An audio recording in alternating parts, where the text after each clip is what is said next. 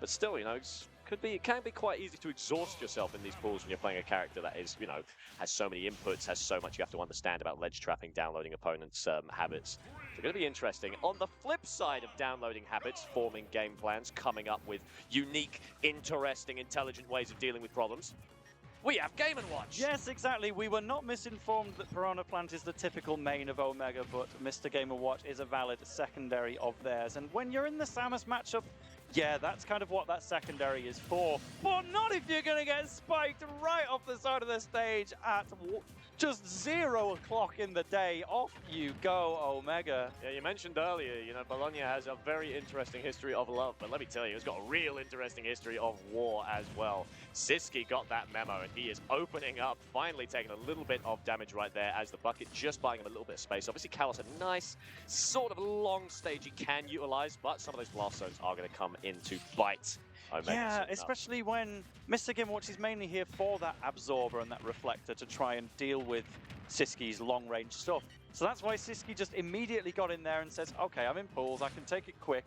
I'm going to fight with Melee Samus. And I don't mean Super Smash Bros. Melee Samus. I mean she's going to roll in and batter you in the face. And that's exactly what happened. It's now slowed down a bit. Sisqi's like, all right, I can't do a full game of just fighting you, but we'll do it with that down air into up air. Back up to the top blast zone goes Omega. Yeah, despite the fact that Omega had a massive opening loss there, it's doing a decent job at coming back now. Still got to find a kill very soon if they do want to make it even. Obviously, Game & Watch very, very strong at racking up that damage. Could be possible. Ooh, catches the cross-up. And this is another facet of this matchup that I find super interesting. Both of these characters have the exact same eject button option. As soon as just a Sparrow grazes their shield, bam!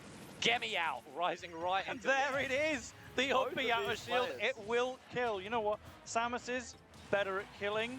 Mr. Game & Watch, better at actually getting the damage and then getting away with a hit. Sometimes you can fall out of Samus's up B, and obviously that's going to leave you vulnerable, which the Game & Watch up B won't. Game & Watch up B even quicker than Screw Attack, would you believe? But Sisqui using it to perfection, and now is simply going to take a backseat. Actually, finally throws out the charge shot, and I think I saw Omega going into the early frames of starting the down B. It was just that little bit too late, but the down air, in the end, will take the first stock away from Sisqui. Finally, Sisqui taking a little bit of an L in this set, but it's just so minuscule. Sisqui running away with it, a massive opening 0 to death. Just making this Game & Watch feel so claustrophobic, just dancing beautifully around that up B range out of shield. So many options. Unfortunately, the fair not going to connect, but Sisqui can just reset, goes to the spot dodge. Still just trying to read jumps, trying to pick up those habits, sends him up into the air. As Sisqui now just looking for that final hit right there. Going for a couple of dash attacks, just trying to condition some jumps so we can find a kill. But it's all up to Omega just not to graze that shield, because another up special at this point will do it as... Oh, not quite time for an up throw though. I think the next one, that's just another thing to watch out for, isn't it? But charge shot is the main one you want to be on watch for. Sisqui will take game 1. It wasn't close necessarily, but when you consider Omega basically played that game with 2 stocks, it felt a lot closer. Certainly did. So I really like what Omega was doing there. He had a very interesting kind of strategy where he was really just like showing Bucket a lot. Even though they didn't get the chance to utilize it, just showing Bucket so that they can try and force Sisqui in. Obviously, Game & Watch gets so much off of those close quarters like combat encounters. And so if you force Sisqui to come in by threatening Bucket over and over again, suddenly you can start to up the out shield. You can start to get those kind of like just get that nair spam in, try and carry him across the stage, because this is where the matchup becomes a little bit difficult. Like I said before, both of these characters, they really want to up special out of combat. They really want to gain an advantage from that. Game & Watch has to do that. Game & Watch has to touch your shield. That is something he has to do to deal damage to you. Sisqui doesn't need to. Sisqui has the advantage, can just stay behind. And so if Omega uses this bucket correctly, can even the playing field a little bit. But looks like we're just straight up running it back to Kalos here, Tail. Yep. But tries to reflect that missile, and Sisqui was just kind of 2 steps ahead there. Omega saw the projectile coming, he's like, I know what I must do, I must send the missile back to you. Sisqi's long forgotten about that thing. That was just thrown out on a whim ages ago. Sisqui was already getting ready to punish the stationary bucket attack. And that's just the difference sometimes. But that single food, you know, I respect Omega not just committing to the full spam on it, cooking a whole meal, just cooking a snack. to get some damage in there. Damn right, a little bit of cured meat. That's what we like to see here on Kalos, as a little bit slower pace, to say the least, on this first stock than last game, but Sisqi's still just so in control. 35% is absolutely nothing on this man as he is thrown up into the air.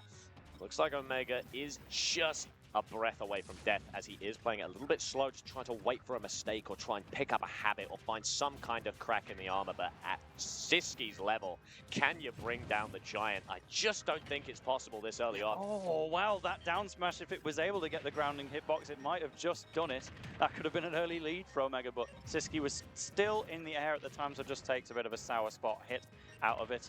And still putting on watch with that bucket, just to make sure you can never be too comfy.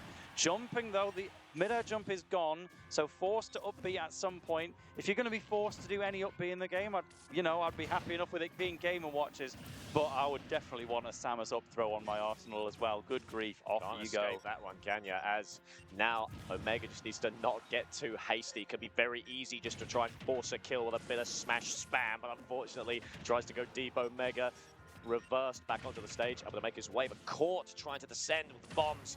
There's the bucket, reads it wrong, there's the grab, and now it's starting to slip through his fingers, Dale.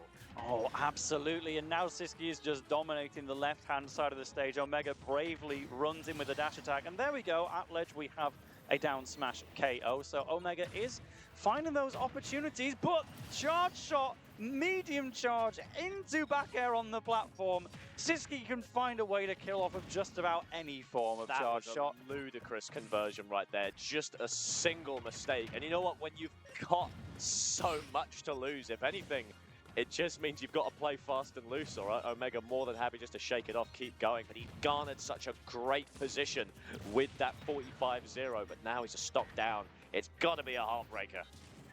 100%, but now just covering that ledge desperately with every single option, saying, hey, you're not going to go to the platform or anything. I'm going to cover off the stage with food. I'm going to down smash up here, but just shows the hand a little bit too early, and Sisqui is able to fight his way through. Now we have down air into back air. Sisqui is making those big back airs land with such an impact, Nut Roast. Absolutely filthy. The falling turtle, and can we find a kill? Oh, that one especially. There we go. The back air off the side of the stage is going to say Sisqui barely getting out of second gear in the end. There is a long way to go for him at Icarus, and with Relakeen being his first victim, Omega was the second. Sisqui will now be fighting either Curacao or Pfeiffer in the next round to get out of pools on winner's side. I didn't know Pfeiffer was here. I really like that guy. He's fun. I hope we get to see him.